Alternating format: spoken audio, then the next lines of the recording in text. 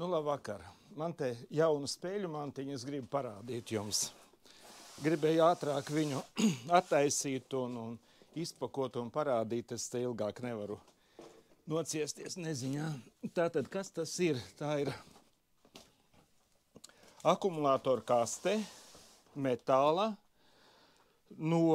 tātad te būs 48 volti, 14,3 kWh akumulators varēs būt. Es viņu pasūtīju no Genīvu. Īstenībā tādas metāla kastes taisa, man liekas, kad ir daudzi tie ražotāji, viņi plus mīnus atšķirās, tur kaut kāds uzraksts tur priekšā ir vai priekšā nav, vai tu tās klemmes tādā veidā vai savādāk. Plus mīnus, es domāju, tās kastes, viņi taisa ķīnieši daudz maz vienādas, tās visas firmas. Bet par cik Genīvu tā ir pazīstama tāda, stabila pārdevēja, tad par cik es pērku tās akumulātoru klusīšu, tad arī to kastu nopirku. Kastu nopirku uzreiz divas, vienu tikko mans paziņa savāca, man pašam palika viena kaste. Maksā viņa apmēram 600 eiro, bet viņā iekšā jābūt, te redzēsim, visām skrūvēm, visām starplikām un ieskaitot BMS. BMS te ir Seplos BMS 400 ampērīgais. Lūk, tātad, ja akumulators tagad var nopirkt par 1600 eiro, 16 gabalus, viņi jau tagad zem 100 maksā, tātad zem 1600 eiro. Un kaste 600. Ja pats saliek kopā, tad iznāk apmēram 2200 eiro, 14,3 kWh akumulators, un kā to stāstīja tas onkulīts, austrālietis no off-grid garāžu, viņš, man liekas, teica, 2 stundās viņš tādu saliek kasti. Ja es taisu no koka kasti, man apmēram uz vienu kasti paiet kādas 50-60 stundas. Ļoti ilgi, ļoti liels darbs. Un tik un tā, arī tai koka kastē vajadzīgs ir BMS, vajadzīgs ir ekrāniņš, vajadzīgs ir balansieris un skrūvis un tā tālāk. Un īstenībā tām koka kastēm, ķēpa lielā. Labi, te 600 eiro. No 600 eiro jāatņem nost BMS-u, kad ir 200 eiro. Paliek 400 eiro kaste. 400 eiro kaste vai 40 stundas darbā. Tā. Un starp citu, te nāca līdzi arī tāda mīkstā paka. Un te ir pārēja priekš datora. Varēs datoru piespraust klāt.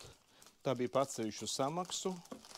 Ja pērk daudz tādas kastes, tad katreiz, protams, nav jāpērk. Vienā galā USB, otrā galā ir RS 485 pārēja. Labi, tad man būs viena tāda pārēja.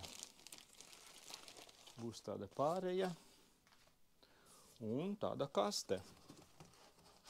Es uzreiz pie tās kastes likšanas kopā neķeršos, jo tāpēc, ka man jāpabeidz divas akumulātoru kastes un jādod projām cilvēkam. Un tad, kad es to izdarīšu, tad es būtībā varētu salikt arī šo te kopā, kā lai viņi izvelk. Un komplektā ielikt vēl tie divi tie, kā viņi štepseļu savienotāji. Man liekas, viņi priekš 50 kvadrātmilimetru kabeļa paredzēti. Tā kā ir rakstīts 50 kvadrātmilimetri. Es zinu, ka 50 mm kabelis iet tā knapi. Tur bišķiņ jāpievīlē šitie te caurumi. Tādi interesanti sānos viņus piespiež, un te viņi tā čiks un nofiksējās. AliExpressēs tādus pirku. Jā, te priekš 200 ampēri priekš 50 kvadrātmilimetriem. Bet tam kabelim, kas man bija, te viņš negāja īsti cauri. 4 rokturi sānos. Ja viņa tātad pilna, tagad 29 kg, ja viņa būs pilna, būs 100 apmēram. 100 vai vairāk, varbūt kā 100. Un tad sānos ir 4 rokturi, būtībā 4 veči. Ja tādu paņemtu, viņu varētu nest. Tā. Es rakstīju te Genīvu, prasīju viņai, cik var likt vai 4. Var tādu vienu virs otras. Viņa teica, jā, 4 var krāmēt. Tad var likt zemē, te kājiņas, augšējās kastes kājiņas liekās šeit te. Un tāda paka var būt 14,3 kWh reiz 4, tas būs 56 kWh. Tad var sakrāmēt. Un apakšā var uztaisīt platformiņu ar riteņiem, lai kaut kur tur pastumt varētu bišķiņi. Nu, tā. Attaisīju vaļā, atskrūvēju. Nu, lūk, tad te tas ekrāniņš, Seplos BMS-am, te tā komunikācijas plate, 2 plusi, 2 mīnusi. Tātad viens, piemēram, var aiziet plus mīnus uz invertoru, un cits plus mīnus aiziet augšā uz nākošo kasti. Nu, tāda. Tā kā te jātaisītu vaļā, te visi tie BMS, man liekas, kas skrūvējās jau priekšējās plates, visi tur tie komunikācija kabeļi jāsataisa, un te divās rindās 8 un 8 liekās šitie te akumulātoru klucīši 280 amperstundīgi, jā. Nu tā. Īstenībā tā vieta, kam es to gribu uzdāvināt šo te akumulātoru, viņa būs gatava pēc kādiem, 2 mēnešiem varbūt visi saules paneļi un tā tālāk. Tā kā, ja es viņu salieku, tad es vienkārši viņu te mājās 2 mēnešus turēšu, varbūt pieslēgšu klāt savai sistēmai, vai arī varbūt man kādam uzandelēt un nopirkt vēlreiz. Jā, viņa nāca nedēļu apmēram. Es domāju, tas no tās Polijas noliktavas. Tā kā tajā Polijas noliktavā tur ir, tad no turienes atnāk ātri. Un tad, kad es viņu pasūtīju, teicu, jā, gribu, bet es vēl nebiju pārskaitījis naudu, un 4 naktī man uz WhatsAppu Dženīvu raksta, ka Juri, davai ātrāk vajag to naudu pārskaitīt, jo tur kaut kas vai nu viņas izgrābi tās kastes, vai var jau būt, ka viņas noliktavā tur ilgi nestāv Polijā. Tad es ātri 4 naktī pārskaitīju naudu, un viss jau pēc nedēļas jau viņa klāt ir. No tāda. Tātad sanāk, kad akumulātoru klucīši maksā apmēram 1600 eiro, bišķi zem, un apmēram 600 eiro kaste. Tas jau ir visu muitu, visu atvešanu, DPD kurjeras atved.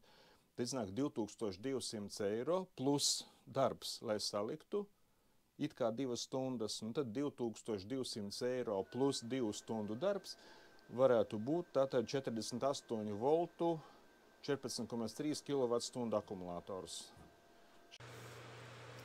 Un šeit ir saraksts, kas sastāv no 21 pozīcijas kopā. Tas apmaiņas protokoli pa Kanšinu un pa RS 485 ar kādiem invertoriem var kopā strādāt. Te gan Grovat, gan Studer, gan Victron Energy, protams, SMA un tā tālāk un tā tālāk. Nu, protams, tie invertori, kas atbalsta, kas var strādāt ar 48 voltu akumulātoru, nevis augstvoltīgiem. Un apraksts, kā to visu salikt kopā, te ir PDF fails uz 32 lapām kopā. Satura rādītājs un tā tālāk un tā tālāk. Patīšu uz priekšu ātrāk. Visādi te parametri.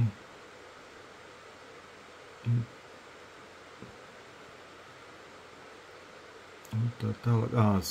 Tas ir Seplos BMS. Seplos BMS, kur kas kā viņam.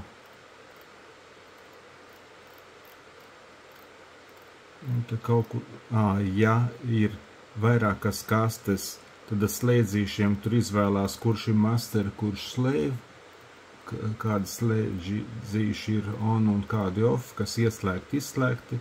Te ir tas Seplos BMS ekrāniņš.